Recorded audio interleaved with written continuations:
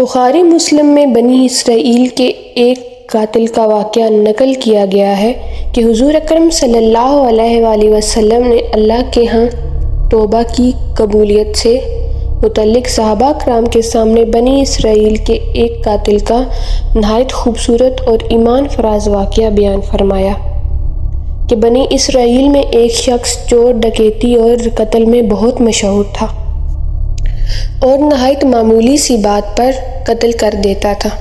ہوتے ہوتے اس کے ہاتھ سے 99 افراد کا قتل ہو چکا۔ اس کے بعد اس کے دل میں احساس پیدا ہوا کہ مجھے بھی تو اللہ کے ہاں جانا ہے۔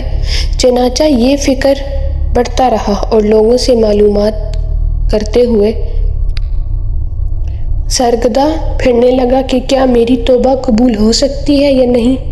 کسی عالم شخص سے ملاقات کی فکر ہوئی تو معلوم کیا جائے کہ ایسے شخص کی توبہ قبول ہو سکتی ہے یا نہیں۔ اسی حوالے سے لوگوں نے ایک عابد شخص کے پاس جانے کا مشورہ دیا۔ اس شخص نے اس کے پاس جا کر مسئلہ معلوم کیا، کیا میری توبہ قبول ہو سکتی ہے اور کیا میری مغفرت ہو سکتی ہے جبکہ میں نے 99 انسانوں کی جان ماری ہے۔ تو اس عابد شخص کو اسی مسئلے کے بارے میں زیادہ معلوم نہیں تھا، تو اس نے اپنی عقل سے قیاس آرائی کی کہ جو آدمی 99 انسانوں کی جان مار سکتا ہے، اس کی مغفرت کہاں سے ہوگی۔ بخاری مسلم میں بنی اسرائیل کے ایک قاتل کا واقعہ نقل کیا گیا ہے کہ حضور اکرم صلی اللہ علیہ وآلہ وسلم نے اللہ کے ہاں توبہ کی قبولیت کے متعلق صحابہ کرام کے سامنے بنی اسرائیل کے ایک قاتل کا نہایت خوبصورت اور ایمان فراز واقعہ بیان فرمایا کہ بنی اسرائیل میں ایک شخص چور، ڈکیتی اور قتل میں بہت مشہور تھا اور نہایت معمولی سی بات پر قتل کر دیتا تھا۔ ہوتے ہوتے اس کے ہاتھ سے 99 افراد کا قتل ہو چکا۔ اس کے بعد اس کے دل میں احساس ہوا کہ مجھے بھی اللہ کے ہاں جانا ہے۔ چنانچہ یہ فکر بڑھتا رہا اور لوگوں سے معلومات کرتے ہوئے اداگر پھرنے لگا اور کیا میری توبہ قبول ہو سکتی ہے یا نہیں۔ کسی عالم شخص سے ملاقات کی فکر ہوئی تو معلوم کیا جائے کہ ایسی شخص کی توبہ قبول ہو سکتی ہے یا نہیں۔ اسی حوالے سے لوگوں نے ایک عابد شخص کے پاس جانے کا مشورہ دیا۔ اس شخص نے اس کے پاس جا کر مسئلہ معلوم کیا، کیا میری توبہ قبول ہو سکتی ہے اور کیا میری مغفرت ہو سکتی ہے جبکہ میں نے 99 انسانوں کی جان ماری ہے۔ تو اس عابد شخص نے اس مسئلے کے بارے میں زیادہ معلوم نہیں تھا، تو اس نے اپنی عقل سے قیاس آرائی کی کہ جو آدمی 99 انسانوں کی جان مار سکتا ہے، اس کی مغفرت کہاں سے ہوگی۔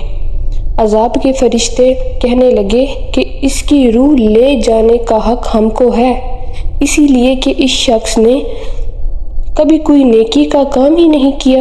اسی دوران آسمانوں سے ایک فرشتہ آیا۔ بعض روایات سے معلوم ہوتا ہے کہ یہ آنے والا فرشتہ حضرت جبرائیل آمین تھے۔ چنانچہ اس فرشتے نے تشریف لا کر ان دونوں طرح کے فرشتوں کے درمیان یہ فیصلہ کیا کہ دونوں طرف کی مسافت ناپ کر دیکھ لو، جہاں سے آ رہا ہے اس کی مسافت قریب ہے یا جہاں جا رہا ہے وہاں کی مسافت، لہٰذا جہاں کی مسافت قریب ہو اس شخص کو وہاں والوں میں شمار کر دیا جائے۔ چنانچہ دونوں طرف کی زمین ناپ کر دیکھی گئی تو جہاں جا رہا تھا وہاں کی مسافت جہاں سے آ رہا تھا اس کے مقابلے میں صرف 1 پاشت قریب ہے۔ چنانچہ فیصلہ ہوا کہ مقامی مسیحت کے مقام عبادت صرف 1 پاشت قریب سے ہے، اسی لیے رحمت کے فرشتوں کو اس کو لے جانے کا حق حاصل ہوا۔ چنانچہ اللہ کی طرف سے اس کی مغفرت کا اعلان ہو گیا۔ ایک روایت میں آتا ہے،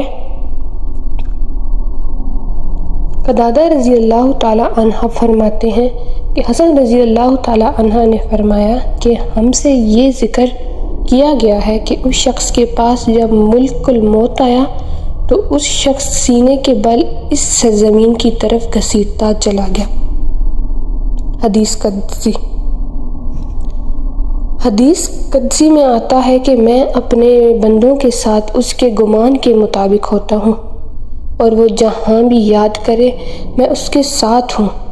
باخدا اللہ اپنے بندوں کی توبہ سے اس سے زیادہ خوش ہوتا ہے جتنی خوشی تم میں سے کسی ایسے شخص کو ہوتی ہے جس کا جانور بیابان میں گم ہو کر پھر اسے مل جائے۔ اور جو شخص ایک بلاشت میری طرف آتا ہے میں ایک ہاتھ اس کے قریب ہو جاتا ہوں، اور جو شخص ایک ہاتھ میرے قریب آتا ہے میں اس کے ایک باغ یعنی پھیلائے ہوئے دونوں ہاتھوں کے درمیان کی مسافت سے قریب جاتا ہوں، اور جب وہ میری طرف چل کر آتا ہے تو میں اس کی طرف دوڑ کر آتا ہوں۔ حاصل، انسان جب بھی سچے دل کے ساتھ توبہ کرے گا تو اللہ تعالیٰ ضرور قبول فرمائے گا۔ انشاءاللہ یہ واقعہ خصوصاً ان حضرات کے لیے حوصلہ افزائی اور معاونت کا سبب ہے جو کہ بڑے بڑے گناہ کر کے اب مایوسی کی زندگی گزار رہے ہیں، کیونکہ شیطان انہیں مایوس کرتا ہے۔ برحال گناہ گار کی شیطان کی باتوں میں آ کر مایوس نہیں ہونا چاہیے، بلکہ اللہ کی رحمت سے اچھی امید رکھ کر سچی توبہ کے ذریعے اپنے آپ کو پاک صاف کر لینا چاہیے۔ اللہ تعالی ہم سب کو عمل کرنے کی توفیق عطا فرمائے، آمین۔